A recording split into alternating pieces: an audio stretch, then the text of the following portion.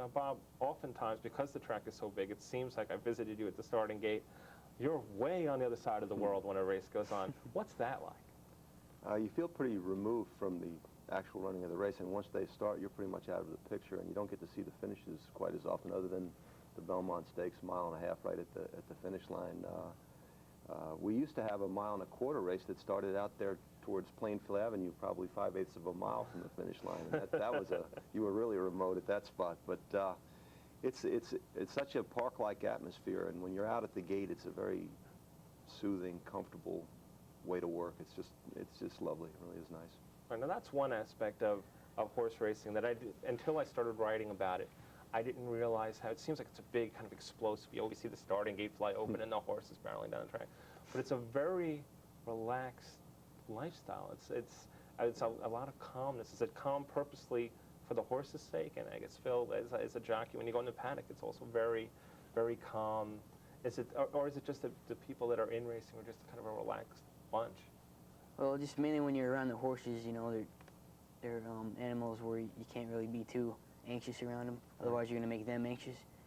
And mainly, you know, when you go in the paddock, you just relax and thinking about the race, you know, what you're going to do in the race, or what your horse is going to need to do. Then just when you're in the post parade, you want to stay relaxed on your horse and just get the horse warmed up for the race. Do you get the sense that they're conscious of the spectators? Sure. I mean, they talk about, like, Coronado's Quest didn't go to the Derby this year because it's an excitable horse, and there's 140,000 people watching the race, but the horses, kind of, you can feel as you're on them that they're responding to people in the crowd and things like that. Oh, certainly. You know, a thoroughbred racehorse is a very sensitive animal. They're very high-strung. Right. You know, a horse like Coronado's Quest, he takes it a little overboard. I mean, he gets really excited, so he's kind of a special project. But yeah, I think just horses are very in tune to how you're handling things and how your attitude is, and absolutely noise-wise and just your demeanor is very important. Right. Now, one other interesting horse that you had to deal with last year was the John Kimmel horse. Is it out of Africa? Is that it? Song of Africa. Richie rode the horse. Yeah, you rode it. Yeah.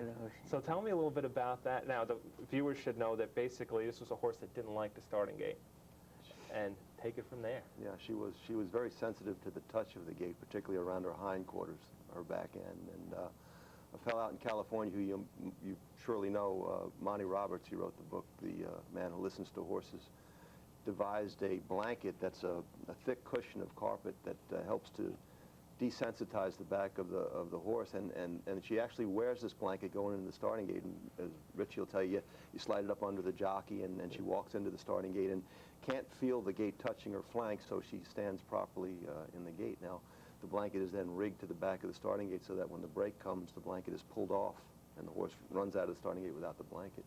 It's pretty effective. So from the jockey's perspective, tell me about that, a little bit about what that was like. Well, the first time it was, I was a little uneasy about it because it is kind of cumbersome. And as well as she reacted to it, and as well as, you know, everybody around the gate knew how to deal with it, after the first time, I never had any apprehension about it at all. And she handled it great. Actually, the one day she lost the blanket in the gate, and to see how she reacted in the starting gate after she had rid herself of the blanket, you realized how important a piece of equipment it was for her. She just completely froze. She had no idea of whether she wanted to run out, stay in. She completely panicked. And otherwise, very easy filly to handle, easy to work around. Just the starting gate was her big stumbling block. Right. Now, let's backtrack a little. Bob, how did you get into this business, and how do you become the official starter at a place like Belmont Park?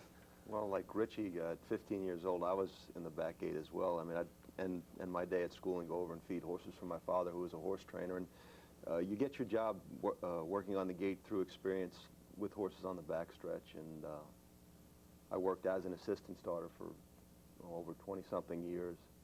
And through attrition and through retirement and whatnot, you finally find yourself at the top of the heap. And if you haven't murdered anybody or done anything terribly wrong, you wind up with the starter's job. Is it a tough job, would you say? I mean, you always seem so happy, always seem so, as I said, relaxed. But is it there are tough aspects to that job? Sure there are, and working with racehorses in any aspect, it can be dangerous and difficult.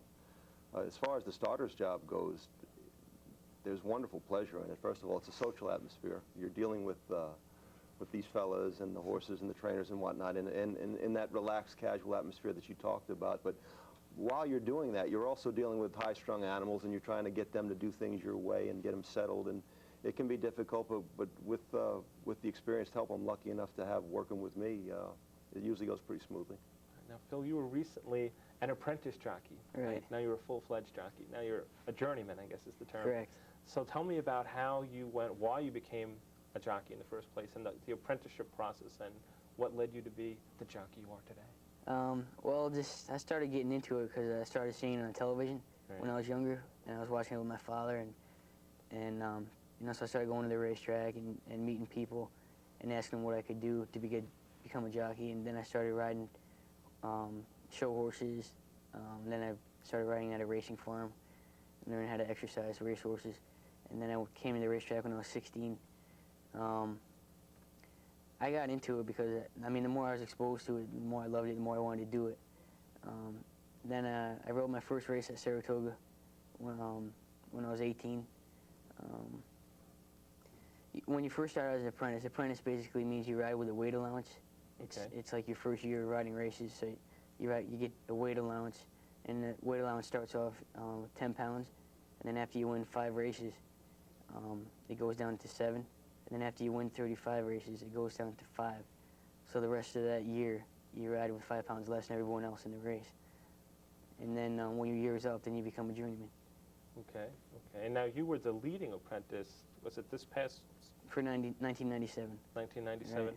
And you were also a leading apprentice in your time. Yeah, many years ago. Many years ago. Many years ago. You know, it was fun for me watching like Phil last year. I see a lot of myself in Phil. I think that he's got the determination, the right attitude to make it. It's difficult. You know, you've got this 5-pound edge, so people are looking to use you. Now when you lose that advantage, a lot of people suddenly forget you. Right. And it's a kind of a shock that, you know, you're kind of riding high and thinking that you're the man. And, you know, then you come back to reality pretty hard. But watching Phil, how he's handled the last few months since losing his allowance, no doubt in my mind he'll make it. He's definitely got the right stuff. All right. Now, was it your very first race at Belmont that you were injured? Or was it pretty close to around? Well, no, actually it was, you know, probably 10 years ago. I've been riding almost 18 years. So. Okay. It was on Memorial Day at Belmont. I fell and I broke my neck, and it was tough. At first they said I'd never walk again, then they said I wouldn't ride again, and I rode within 6 months. So. Wow. Yeah. Did you have any apprehension? It was harder not being able to ride. Really? Than to come back and ride. I hated the feeling. I went to Saratoga even though I couldn't ride, Right. and I had a walker and I was getting around. And watching the races from the outside fence, that was terrible. I mean, in a way it was a wake-up call for me. Right. I enjoyed my career. I knew I was lucky to do what I was doing, but I took a lot of it for granted. Right. And then suddenly when you go, wow, man, maybe I can't do this anymore. They actually pay me to do this, and I took this for granted. How stupid am I? Once I was able to get back, I made a promise to myself I'm going to cherish every moment.